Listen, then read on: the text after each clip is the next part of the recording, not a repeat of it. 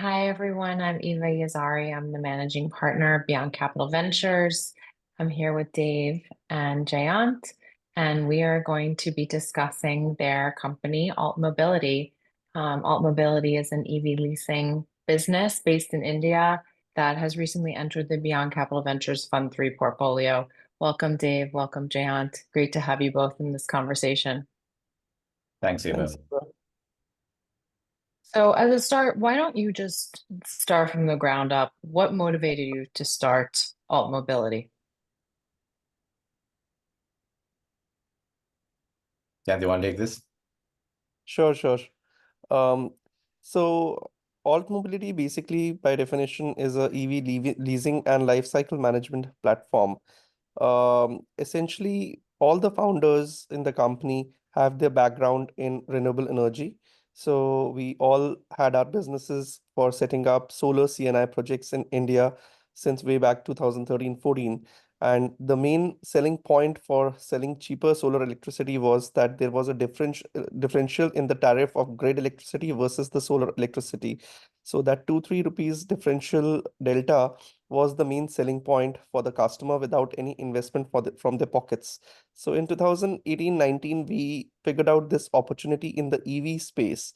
We were like that if we were able to replicate the same principle in mobility, then the delta of savings would be significantly higher because a unit of fuel in India is typically around 80-90 rupees, whereas a unit of electricity is around 10 rupees. And the vehicle runs for the same equivalent kilometers in a unit of fuel or a unit of electricity. So the savings is around 70 to 80 rupees. So this was a big chunk of savings. So that's why we figured out and we identified the right asset class, which was the commercial vehicles. And we thought that, okay, this will lead to impact in climate change. Plus, it will also transform the lives of the peoples by enabling them access to vehicles. So that was the starting thought initially. Incredible. And I think what you just outlined was the impact is not only climate impact, but it's also social impact. Can you maybe walk us through potentially the drivers or the kind of impact of the individuals who are operating the vehicles and what their impact or what kind of their improvement of livelihood would be? Sure. So as a concept in the Indian logistics sector, the drivers are either employed by the larger logistics or aggregating companies, or they get access to older second-hand diesel or fuel vehicles. So when we brought around this concept with electric vehicles, then this for the first time gave them access to brand new vehicles. So when we provide the vehicle to the driver, then the driver is able to earn a livelihood for his entire family, and plus he becomes the owner of the asset in a designated time period. So this means and translates into complete financial independence for the driver and his family. So largely, and all this is coming from the amount which he's saving from the fuel costs. So this is the most incredible thing. So there is no increment in his expenses, but at the same time, he is provided access to a brand new vehicle. So what we have seen as a practical experience, the drivers who have run the vehicles diligently good enough for a year's time have come back to us to get a second or a third vehicle also. So there is a huge impact in their livelihoods, I would say. And what's very interesting is Incredible. that about 70% of our drivers are first-time users. So they've never had, driven a vehicle before. They were either unemployed or they were working at a job which didn't pay as well. And the second profile of drivers is essentially who had low credit scores and were unable to get access to finance by traditional financing institutions. And what we are able to essentially provide them is basically an income generating asset, right? As Janet mentioned, the income that is generated is essentially used to pay off the leads. So we see a lot of impact that happens on their earnings. I wanted to add that this is the second e-mobility business in our portfolio, and what you've just substantiated is similar in the company that we're invested in Africa. And what we've observed is that the driver is not as concerned about the climate impact and is obviously most concerned about their savings. So it's great that, a business like Alt Mobility has the double bottom line in order to, meet the driver where they are, not be naive about their needs. And as you pointed out, this is an income producing vehicle, but also be aware of the fact that, the climate transition is urgent and there's an impact to be had there as well. Is there anything else you want to say about that? In fact, this is also being promoted now by city government. So, for example, Delhi has recently put out a draft policy, which is effective August of this year, where any new sale of commercial vehicles has to be mandatory electric. Yeah. That's a major transformation that's happening. So you have strong government policies and subsidies which are promoting this sector. You have economic incentive with the driver in terms of the savings that they can generate by switching. And then you also have corporate sustainability commitments by Walmart, Pact, Flipkart, and many other e-commerce and logistic companies to transition to electric. And so when all of these three factors come, together, it's an unparalleled transformation. And we've been, in the energy space before with solar. We saw some of this happen in solar, and India is now one of the largest leaders of renewable energy, probably the lowest kilowatt hour renewable energy producer globally. We're now seeing that transition happen successfully for electric, and it's not a transformation that's going to happen in a decade. This is all going to happen in the next 3 to 5 years for commercial fleets. Absolutely. It's so great to be an investor in your company. And we'll talk about, when we invested and what it enabled the business to do later on as a part of the round. However, let's talk a little bit more about your long-term vision. Where do you see Alt Mobility going in the next 5 years? So essentially, when we started the business, we were essentially focused on serving B2B customers, which is essentially large fleet operators. And that was largely because we were nascent. The early adopters in the EV segment were fleet operators. Very recently, over the last year, we've added a new customer segment, which is the driver come owner. And this is basically in India, compared to Western markets, about 90% of the market is either drivers or very small fleet operators. So it's a very fragmented market. So what we're seeing is that today, if you look at our portfolio, it's about 90% B2B and 10% drivers.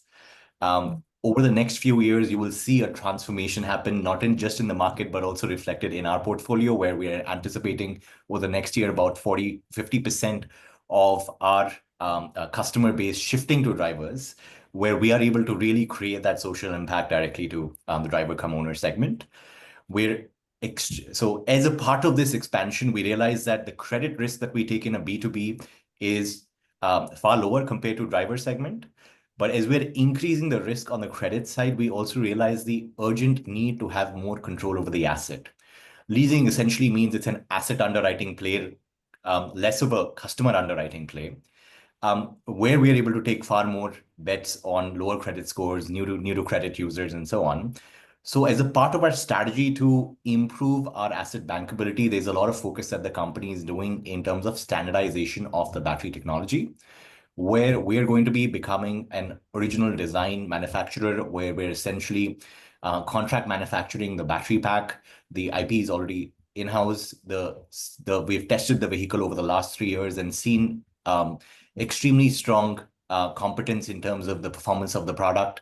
And so that's the core focus area of how we're able to bring in standardized battery packs, assemble them in third-party OEMs, and essentially be able to create a far more bankable product with higher uptime and a longer life, which essentially allows for the driver to enjoy the lowest total cost of ownership over the lifetime of the asset. So imagine a product in the market which runs for about 3 years. Here, you're increasing the lifespan of the vehicle to at least 5 years and allowing the driver to essentially have higher income and savings. Those are going to be core pillars. So expansion on the customer side, expansion on the product side. Obviously, we're expanding across multiple geographies. We've done about 30 cities so far for B2B, about 2 states for B2C. And as we progress, we'll be expanding more cities as well. Yeah, I mean, in the leasing model, I think it's really important that your asset has a longer life. So I think integrating your own battery is extremely key in that part of the equation. And as you say, it also translates to driver benefits. So thank you for spelling that out. I would love to just double click on, when you receive capital from an investment firm like Beyond Capital Ventures, what does that help you achieve? You outlined your vision, but more immediately, how is our capital supporting not only your impact, but of course, the commercial goals of the company? Absolutely. So all of this capital is growth capital. Just to give you an update on numbers, we're close to now about March ending about 30 million AUM. And close to about 10 million ARR. So there's a significant, about 8 to 10 million ARR. So there's a significant growth. All of this capital is used for growth. The company has closed the financial year, and this is the third financial year, profitably. So we essentially use the proceeds of the capital to expand our asset base, both on an asset-heavy on-book model as well as on an asset-light model. So it's a combination of both. And essentially, the vehicles that we put on the ground help us in sustaining recurring lease rentals over a period of 3 to 5 years, from which we're able to cover all the expenses. So objective is for us to now, with the capital that we raised in September, which was about 10 million, to essentially be able to churn out an AUM of close to about 40 to 50 million by closer to the end of the year. And essentially expand that, as I mentioned, in different cities, expanding our battery standardization capabilities, expanding our customer base. So all of that is essentially going to be used towards this growth. And probably later on towards the year, we'll be looking at probably a Series B round as well. So the capital is, when you say increase your AUM, that's the capital that you're utilizing to purchase the assets, correct? And thereby you purchase the assets and then you are leasing out the assets to either the corporates or to the actual riders or drivers, as we're calling them. I think that's important to unpack because the leasing model may not be known to some of our investors and those that are listening to this conversation. So it's a combination of debt and equity. About 15% is going to be probably 15, 20% is going to be equity, and the remaining is in the form of debt. On the on-balance sheet model and off-balance sheet, we provide probably a small FLDG of about 10%, and about 100% of financing is done by the lender on their books. That's how the model essentially works. Understood. Thank you for that. So finally, I want to ask kind of a more personal question. Which leaders inspire you and why?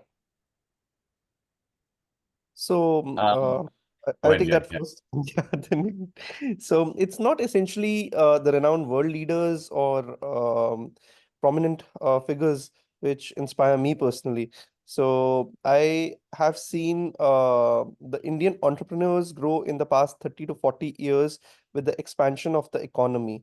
So personally, I have known large business houses which have reached this scale today, but they all started with a one man putting his thoughts on the ground.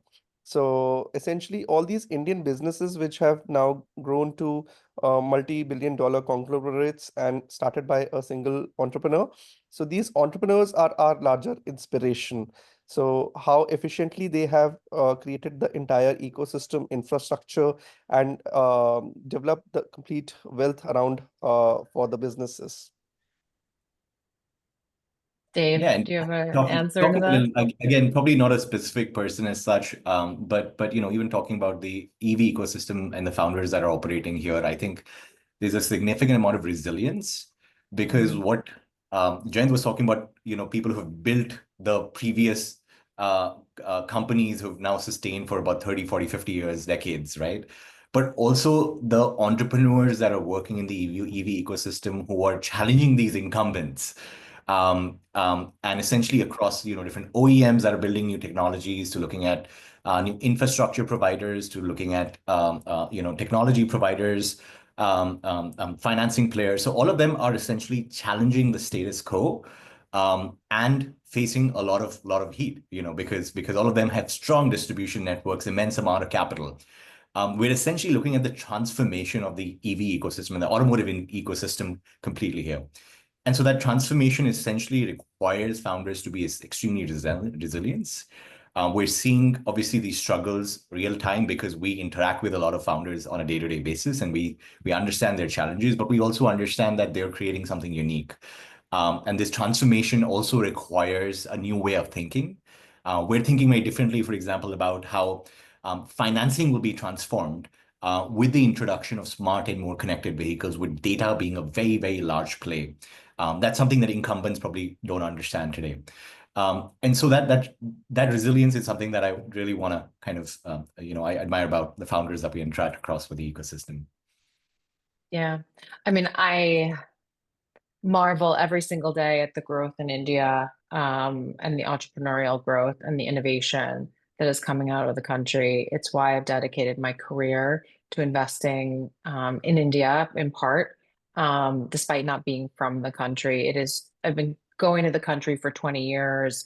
It's abundantly clear what is possible, and what is also possible to lead in the rest of the world, which is so exciting to me. So I'm grateful for both of you and the work that you're doing, simply because I know that you are a part of this leadership wave that you are talking about, and contributing to it for sure.